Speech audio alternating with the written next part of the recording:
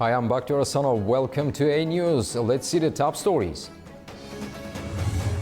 Anthony Albanese secures win for Labour at federal election in Australia. Drones hit an apartment block in Ukraine's Kharkiv, injuring more than 40 people. Ministers evaluate energy markets at the Istanbul Natural Resources Summit. Voters across Australia have delivered their verdict in a high-stakes federal election shaped by economic pressures and political uncertainty. Prime Minister Anthony Albanese's Labour Party has secured another term, as early results show a shift away from the Conservative opposition. Voting has closed in Australia's most populous eastern states, including Sydney, Melbourne, Brisbane and the capital Canberra, with polls in Western Australia closing 2 hours later. Early counting showed Prime Minister Anthony Albanese's centre-left Labour Party in a strong position, with broadcasters Sky News Australia, Seven and the Australian Broadcasting Corporation projecting a Labour victory. In this time of global uncertainty, Australians have chosen optimism and determination. Australians have chosen to face global challenges the Australian way, looking after each other while building for the future.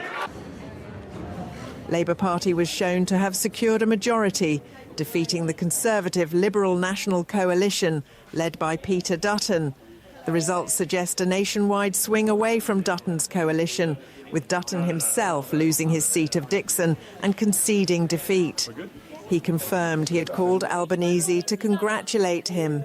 The election campaign was dominated by concerns over the soaring cost of living, crumbling public health care, unaffordable housing and the impact of an unpredictable US President Donald Trump's policies. While Labour had trailed in polls earlier this year, it closed the campaign with a narrow lead. Celebrations erupted at Labour headquarters in Sydney as supporters marked the victory.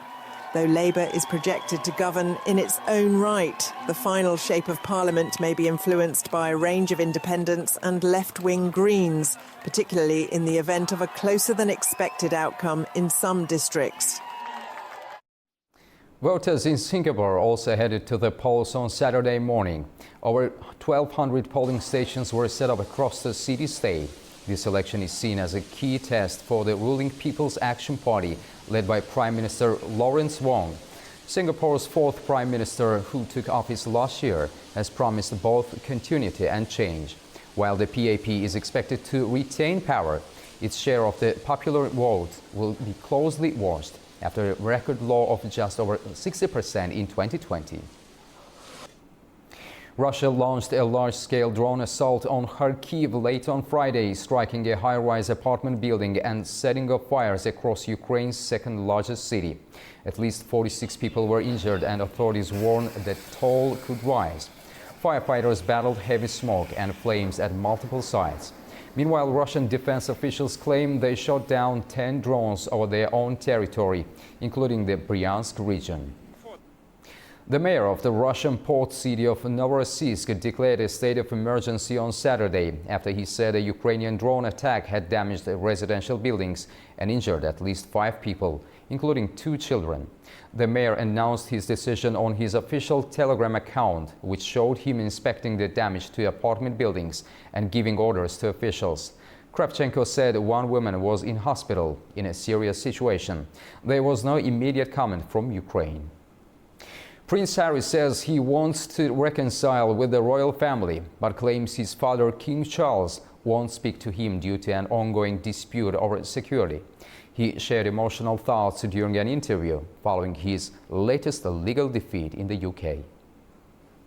Some of my family. Prince Harry says he still hopes for peace with his family, but that a 5-year conflict over security remains a major obstacle. Speaking just hours after losing a court battle over his police protection, the Duke of Sussex said King Charles has stopped communicating with him. I would love reconciliation with my family. There's no point in continuing to fight anymore. As I said, life is precious. I don't know how much longer my father has. You know, he won't speak to me because of this security stuff. But it would be nice to reconcile. Harry, who stepped down from royal duties in 2020, now lives in California with his wife Meghan and their children. He says he no longer feels safe bringing his family to the UK and feels unfairly singled out. You know, no matter how much private security I have around me. So, you know, I've been treated very, very, very differently to everybody else that exists. All examples that exist, past, present, I have been singled out. Despite past tensions, Harry says he can forgive many things, but the removal of his security in 2020 still weighs heavily. He emphasised that, in the end, this is a family matter, one he hopes can still be resolved. Vatican workers have installed the iconic chimney on the Sistine Chapel ahead of the May 7th conclave, which will elect a successor to Pope Francis. Francis died on April the 21st after serving as the first pontiff from the Americas since 2013. The chimney is used to signal the outcome of each voting round. Its smoke will relay the Cardinal's decision to the world: black for no result, white for the election of the new Pope. Roughly 133 cardinals, nearly 80% appointed by Francis, will vote in this highly secretive process. The chimney is clearly visible from St. Peter's Square, where crowds are expected to watch for the smoke signals. The last two conclaves in 2005 and 2013 concluded within 2 days. Meta, owners of social media platforms Facebook and Instagram, say they will leave Nigeria if the government insists on them paying fines imposed on them. The government last year placed fines on the company to the tune of $290 million. Tassem Akende reports from Jos. Officials of the company made the position after failing to convince a court in Nigeria against the government's decision. Last year, 3 agencies in Nigeria imposed various fines against the company for different reasons. The country's Competition and Consumer Protection Commission slapped the company with a $220 million fine over what it called anti-competitive practices. It said that came after it carried out an investigation on the company for 2 years between May 2021 and December 2023. Similarly, the country's advertising regulator imposed a $37.5 million fine on the company over what it called unapproved advertising. Nigeria's Data Protection Commission also fined the company $32.8 million, alleging violation of its data privacy laws. According to online data platform Data Reportal, Nigeria had over 100 million internet users last year, with about 36.8 million of them having social media accounts. All of them have Facebook accounts, while about 13 million of them have Instagram accounts. Meta, which has between now and June to pay the fines imposed against it, has described the demands as unfeasible. It's unclear whether it will eventually comply with them, but it says they may be forced to leave the country to mitigate the risk of enforcement measures. Tassem Akende for A News in Jos.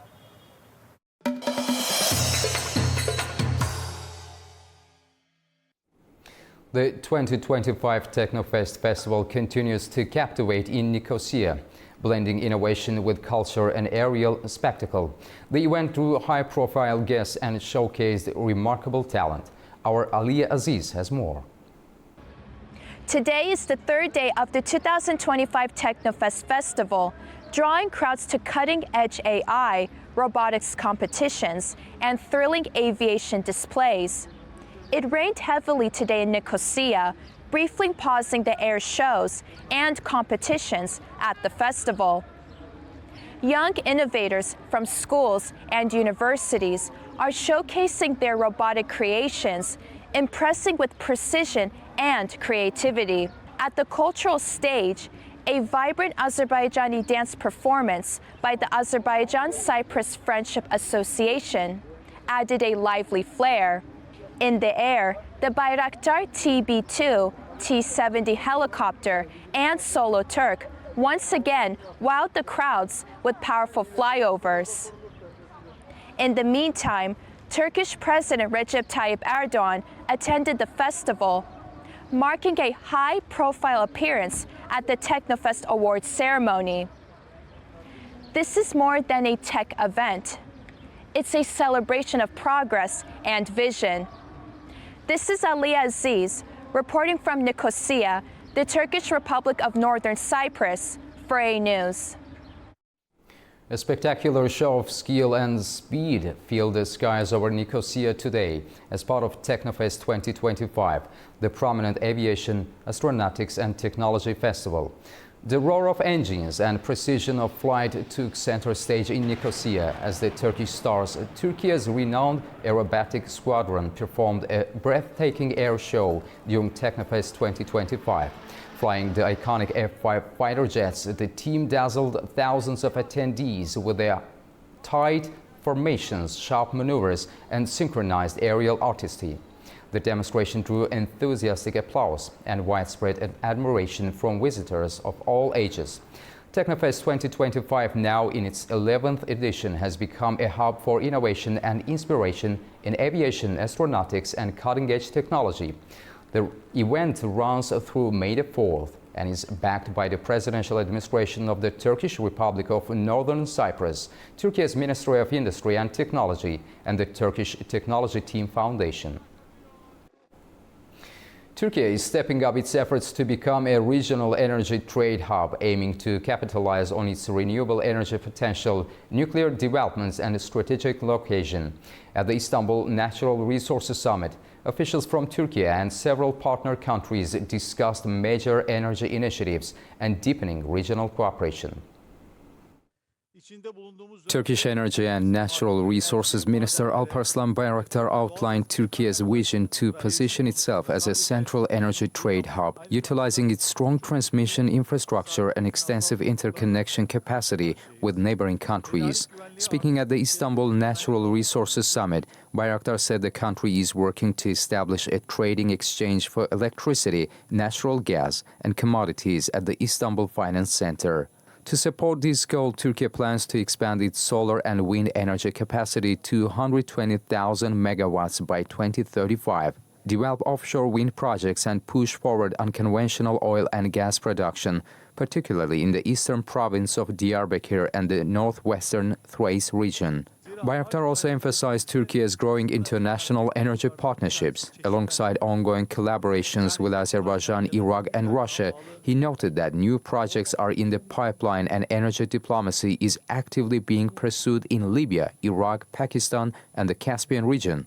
Azerbaijani Energy Minister Pervez Shahbazov highlighted his country's long-standing energy partnership with Turkey. He confirmed that Azerbaijan will continue supplying natural gas to Turkey, aiming to increase annual deliveries to around 10 billion cubic meters.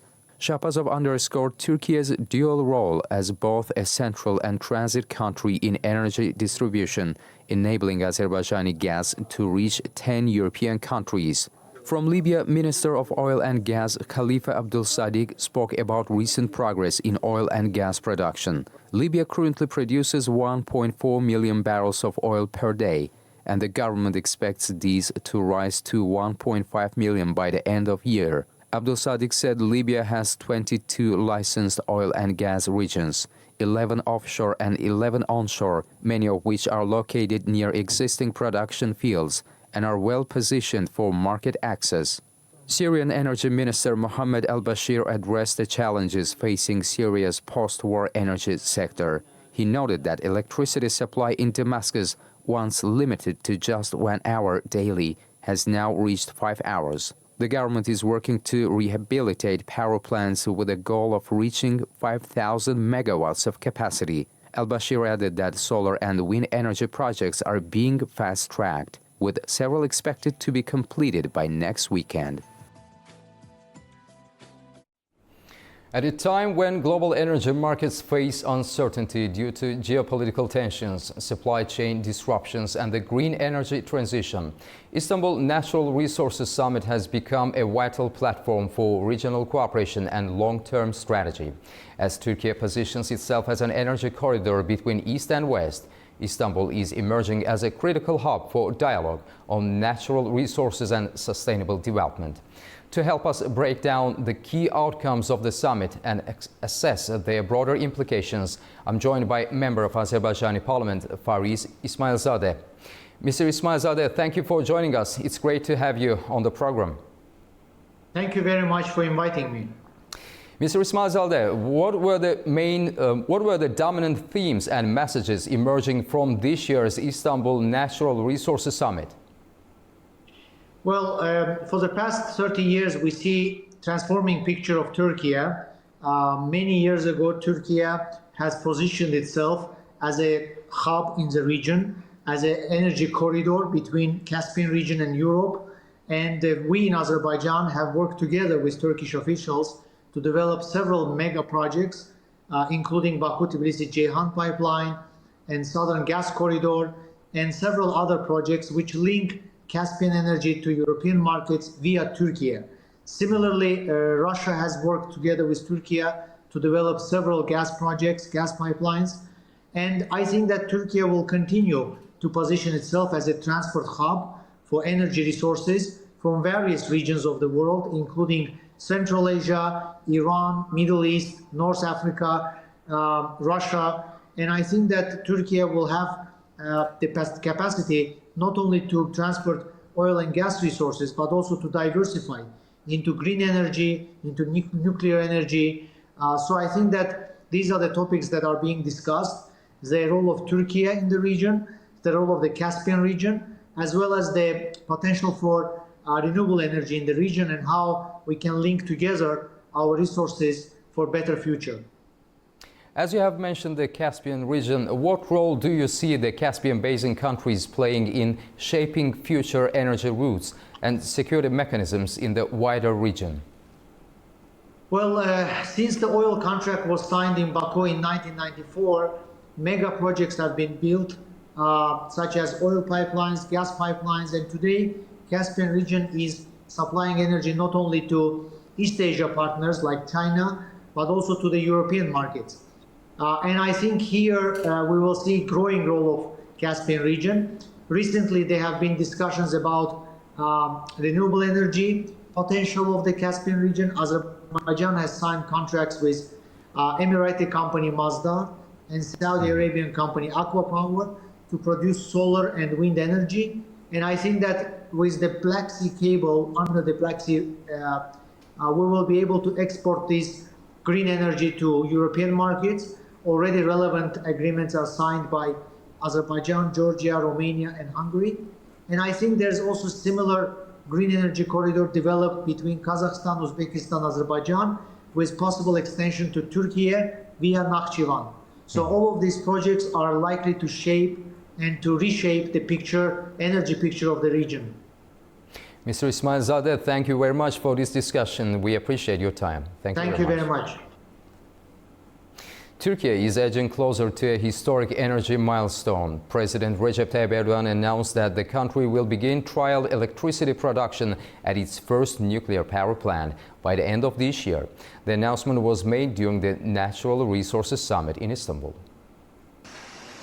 The Akku nuclear power plant, Turkey's first ever nuclear energy facility, is nearing completion with the first reactor almost ready.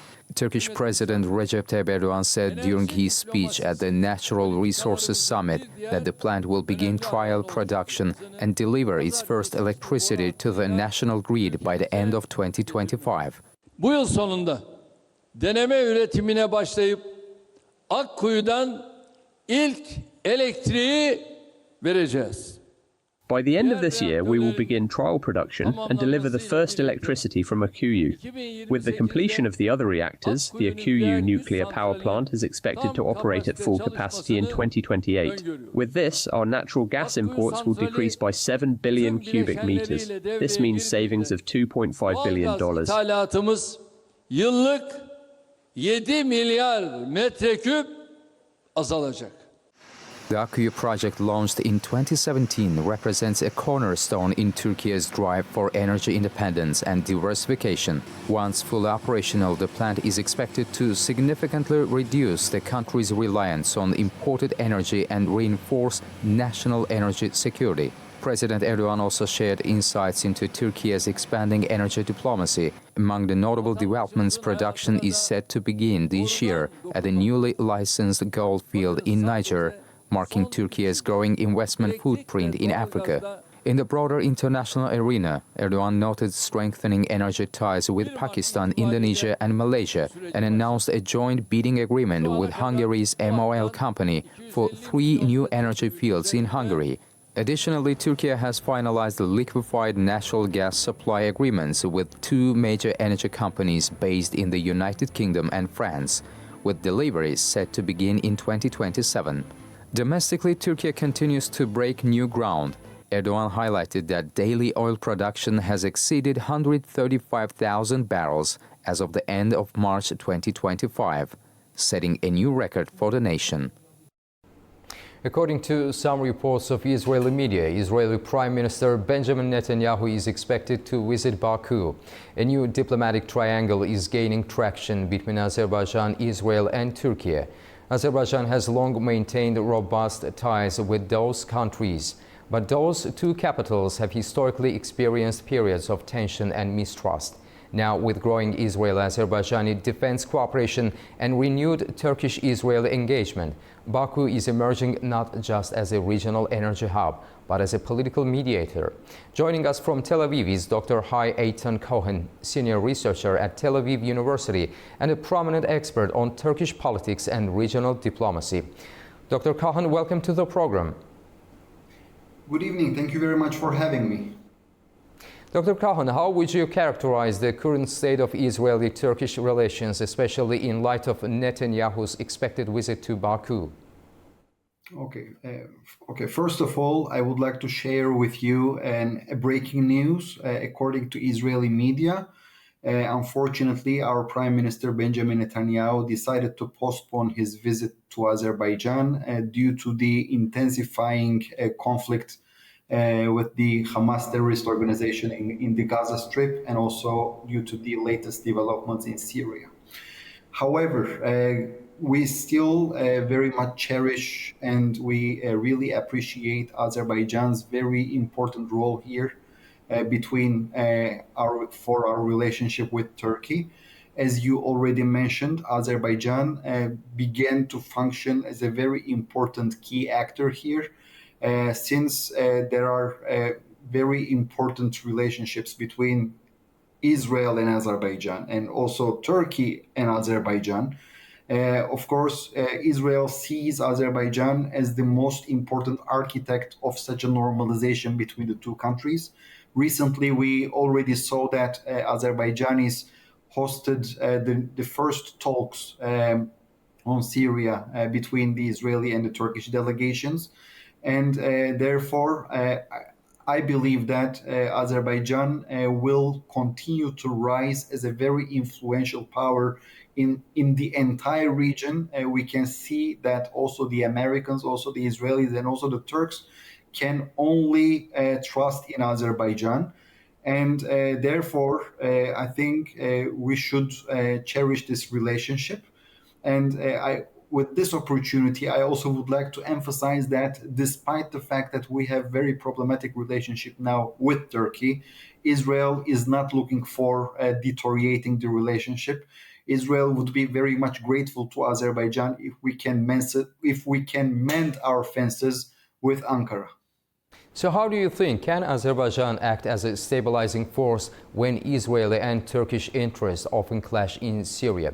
To be more precise, to what extent Azerbaijani investments into Syria could deter Israel from launching new attacks in Syria? Well, I really don't think that it can deter Israel from taking such bold actions in Syria. Of course, Israel will not going to attack Azerbaijani assets in Syria. You know, it's a known fact. Azerbaijan is a friendly country, is an ally of the state of Israel, and we cherish this very important relationship. However, Unfortunately, the same cannot be said for the Syrian government. This Syrian government is led by a terrorist. We all remember that a couple of months ago, he was a jihadi, right? We all remember him with his Al Qaeda and later ISIS and Jabhat al-Nusra links. So even if he is now wearing a suit and a jacket, from the Israeli perspective, doesn't change anything. From our perspective, he is threatening. This current Syrian government is threatening Israel's natural allies. They are the Druze people in southern Syria. Our government made it very clear: in case that the Druze people will be targeted, Israel will not remain silent. We have a brotherhood relationship with the Druze people. If you look at the Israeli society, you will see that the Druze people are contributing to the Israeli society. They are serving in the Israeli army. So, of course, we feel an obligation towards them. Mr. Cohen, thank you very much for talking to A News. Thank you very much for having me. Good night. Baku's historic Icheri Sheher is alive with color and culture as the International Carpet Festival celebrates the art and heritage of carpet weaving from Azerbaijan and around the world. The festival brings together experts, designers and manufacturers from Azerbaijan and abroad, featuring exhibitions, master classes, interactive performances, live music and pavilions showcasing global carpet weaving traditions. This year marks the 25th anniversary of Icheri Sheher's UNESCO World Heritage status and the 15th anniversary of Azerbaijani carpet weaving's inclusion into the UNESCO Intangible Cultural Heritage List. Celebrations continue throughout the weekend with traditional displays and activities for children. This is a large-scale and amazing festival. I'm very grateful to Azerbaijan. It is a very friendly country that generously shares its experience and professionalism. Azerbaijan is world-renowned for its carpet weaving traditions. We also hope that in the future our descendants will be proud of us for contributing to the revival of carpet weaving in the Republic of Tatarstan. We are here in Baku for the first time as part of an international women's project. We live in Astana and today decided to attend the festival to support our home country, Kazakhstan. Well, that's all we have for now from Baku. Stay tuned to A News for more updates and have a wonderful day.